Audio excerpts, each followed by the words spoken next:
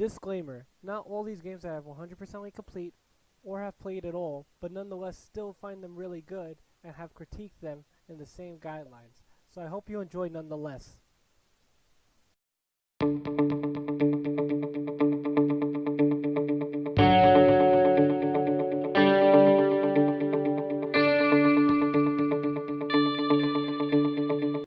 Number 10. Death Stranding is a game that, while doesn't really suit my kind of gameplay or interest me as much as any of the other games on this list, cannot be ignored. It simply contains elements in the game that haven't been seen before. Between its wildly diverse traversal system, its horrific encounters with strange monsters, it is a game that doesn't fit in a genre of a game and stands out for these sole reasons as a game that makes a name for itself this year. I've never seen a game that makes you think about climbing a hill as much or moving around rain as much as this one. So, Death Stranding by far definitely gets my number 10 spot, even though it wasn't a game that really interests me as much this year. Number 9. Outer Worlds is a game this year to prove that you don't need 16 times the detail to make a good looter shooter with an excellent story. 16 times the detail. The world of Outer Worlds is a beautiful one and deserves your attention at all times. Between the sprawling life in the worlds you visit, the vast amount of guns you get, and the ships and characters you encounter, this game is always looking to show you something that you'll really enjoy as a player. Especially if you like the games before, the era of 76. Moment of silence for that, right? Sheesh. This game definitely, however, goes out to prove that it's fun all the time, and definitely deserves a spot on this list, by far. It was definitely not a game that I played a lot of this year, but I could not ignore it. It's simply great, and I think the studio did a wonderful job with this game.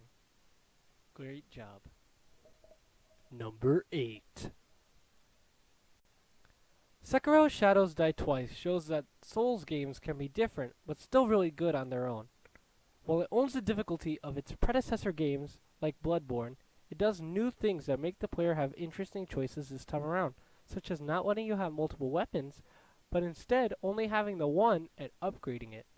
The real show on this game, though, is its level design and environments.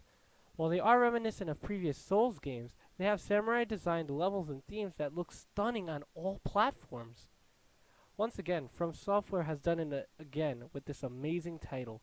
The only thing that holds this one back for me in the list is that the previous titles were a little more challenging or replayable than this title.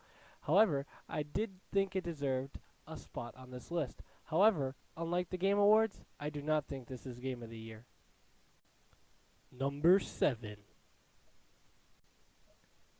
Star Wars Battlefront 2, while not released this year, re-released with a Celebration Collection that includes all customizables in the game and all characters. The reason why this is even on this list is because the game finally has the content we were looking for 2 years ago. Between prequel maps, prequel characters, new modes, and new classes, EA definitely made sure to fix this game from a broken meme status of those horrid loot boxes. The game instead finally has the content to be a worthy game on its own, and I had to mention it in this list because of the impressive changes made to it. Good on you, EA. Good on you. However, the game still does feature problems such as overleveled players going against underleveled players, and it just becomes a not so fun time. But regardless, the content changes were worthy on this list. Number 6. The Medieval remake to come to PS4 late this year deserves your attention if you've played the original on PlayStation 1 or even if you didn't. While keeping the same levels and story, Medieval Remake feels like a new game with modernized controls and graphics. The combat in the game still holds the traditional feel the original had, while still feeling fun and challenging. The environments look as good as they ever have been. It's just amazing to see this classic redone in a way that makes me smile every time I see it. And I'm so glad I could play Medieval on a modern console these days, since I never got my hands on it on the original PlayStation 1, but instead I would play the demo disc when I used to have it. So I'm so glad that it's been redone and easily accessible for newcomers. Awesome job. Number 5. Star Wars Jedi Fallen Order was a savior to the Star Wars single-player games as a whole. It's a game experience for Star Wars I've never had before. Between its Souls-like challenging combat, its awesome force powers, and its compelling story, everything just felt perfect for this title as a whole. The voice acting in this game is also stunning and really makes me invested in these characters. Not to mention the sprawling and beautiful worlds the game contains. Overall, this game is not to be messed with, and EA has finally realized sales-wise that single-player games still have their place in the marketplace of video games. I was so happy when I played this to show EA that Respawn can make a game that's single-player and Star Wars and be successful, because those were some of my favorite games growing up as a kid.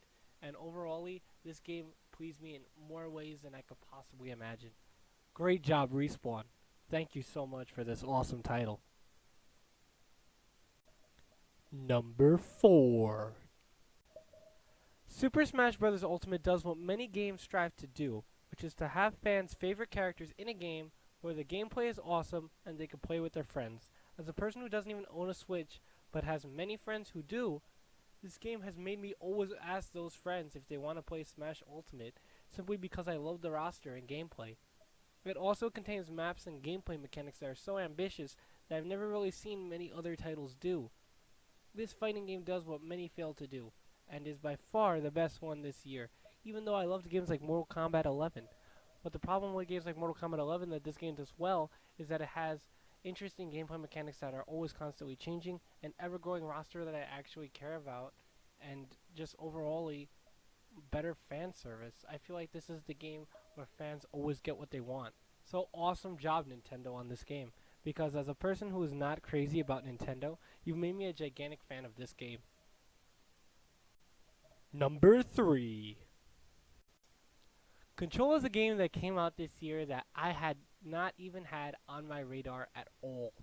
It is a game that I eventually got because I was just curious by it and I went out and bought it. And was I pleasantly surprised by what I played. Talk about a game that does everything right without telling you anything. This game truly is unremarkable. To me, it felt like playing the X-Files in a video game. It was so much fun. The main character, Jessie Faden, does an amazing job of voice acting in this game as well. She's phenomenal, and she's so fun to play as. And since you'll only be playing as her, I'm so glad that she was such an enjoyable character.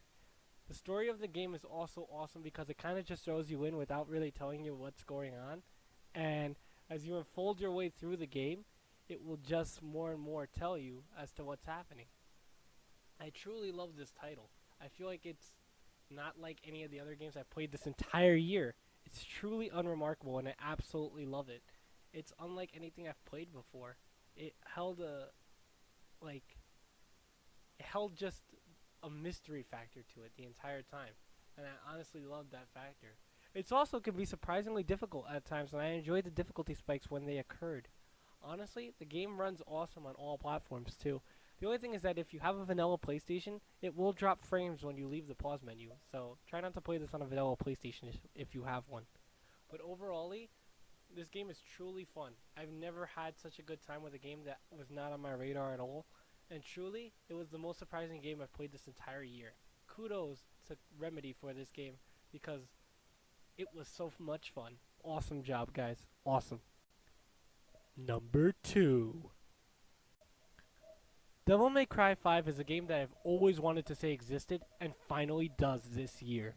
Oh my god, was this probably the funnest title I played this entire year. Personal bias completely into this one. I mean, oh my god, was it a game that I've always wanted to play. As a fan growing up with the Devil May Cry series and loving the original games and not a crazy fan of the remake, this game does everything that I wanted it to do. Between its amazing story, combat that is so satisfying, I've never played anything like it, it's truly unremarkable. The character's voice acting is phenomenal. Every character feels like they are at their best in this game. It's truly unremarkable, and I love it so much. Like, this is a game that if you saw my little demo video before my recorder broke, you will realize that I absolutely love this game. just by playing 20 minutes of it. It is awesome. And I mean, combat system, it is so deep. You're going to have so many tools to play with in this game. So many. It is unremarkable. You're going to be learning this combat system forever because there's just so much to learn and dive into that this game will keep you busy forever. I've played it so much when it came out. I played it for about 2 months straight. It was truly great. I absolutely loved it. I cannot stress about it more. Graphics are phenomenal. Characters are at their best. As someone who hated playing Nero in Devil May Cry 4 simply because I felt like he didn't have the tools, Nero is awesome in this game. And I mean awesome. The tools he could do are just unremarkable. Has never felt more overpowered in a video game. And V, the new addition, is truly fun to play as all the time as well, even though you're never physically attacking with him. He's truly a fun challenge as well.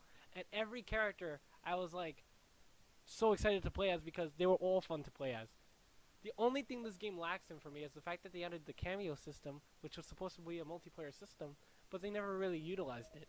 And that really bummed me out because I was really excited to play Devil May Cry with my friends. This is just something that holds it back for me and why it doesn't take the #1 spot because it had systems in place for multiplayer but never really added it. And it also added Bloody Palace mode but never seemingly added additional storylines that were very clearly hinted at during the main game. It was just confusing to me that they set so many things up for this game to be even a more success than it already is, and that they didn't add it. But nonetheless, Capcom, you've done an amazing job bringing back Devil May Cry, and I can't wait to see what you do next with this franchise. Awesome. Dup, da-da-dup, da-da-dup, it's #1 time, Game of the Year! Resident Evil 2. That's right, ladies and gentlemen.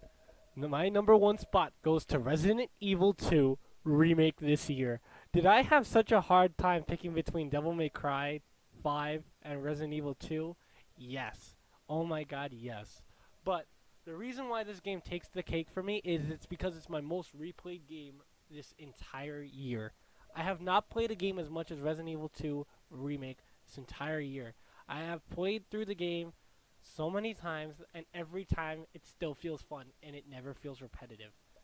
The greatest thing about this is that I wasn't even really a Resident Evil fan until I heard about this game coming out.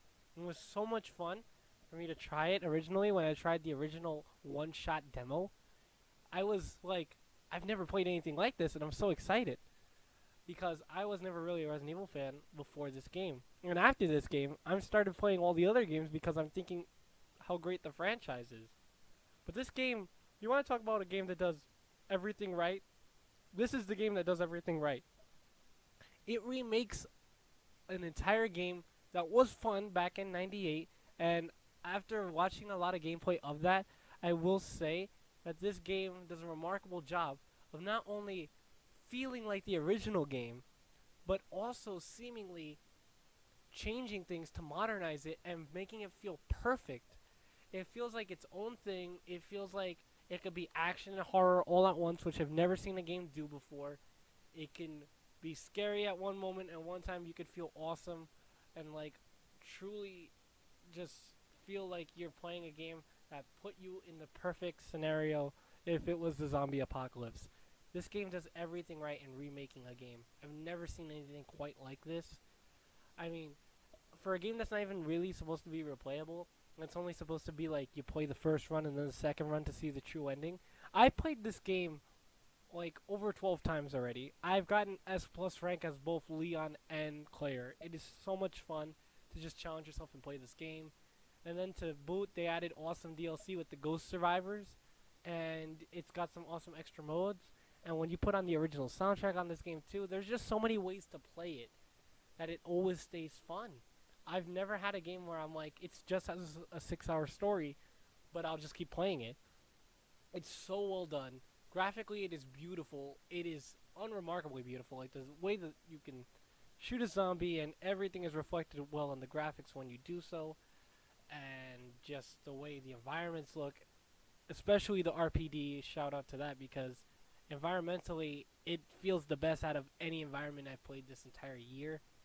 And mechanically, this game has mechanics that I would think would completely hinder or destroy a video game and makes it work so well. For example, when Mr. X is chasing you down a hallway, you are so stressed out. I've never felt so stressed out in a game where I'm just trying to put in my power panel parts to a clock tower, or not a clock tower, but grab power panel parts from a clock tower and bring them down to the power panel part station. And it works so well. I mean, I was truly terrified. I've never been so terrified of footsteps in an entire video game. Like, Mr. X may have been the greatest thing in a video game I've played this entire year. Just having that stress and never having enough bullets to seemingly deal with the problem was just so much fun. This game truly, if you have not played it, I don't know why you haven't. It is awesome. I think it is by far the best game this year. I think too many people have ignored it, and it's just great. It's audio-wise, it's also got some really great sound effects. It has everything you're going to want. From a horror game, from an action game, from storytelling, to even having cheesy voice lines on purpose sometimes just to call back to 98's version. It's truly great, and now that Resident Evil 3 Remake is coming out, I can't wait to see what they do next. Thank you, Capcom, so much for making this year truly special, because this was by far the best game this year. Honorable mentions also go to Monster Hunter Iceborne for being a great expansion this year and really seemingly opening up Monster Hunter World to more opportunities, better bosses, better things, better mechanics. It is truly a way to expand the game and not seemingly overcharge for it because it feels like a whole game on its own. Iceborne was such a great addition to Monster Hunter World as something that I have tried, and for not a big fan of Monster Hunter, did enjoy a lot. So honorable mention to that, as that was truly an unremarkable thing that is still going on right now. So if you haven't checked out Iceborne, check it out at the very minimum, because it's great. And also, I want to give an honorable mention to Life is Strange 2 for possibly having one of the best narratives I've ever played this year, besides Resident Evil and Devil May Cry.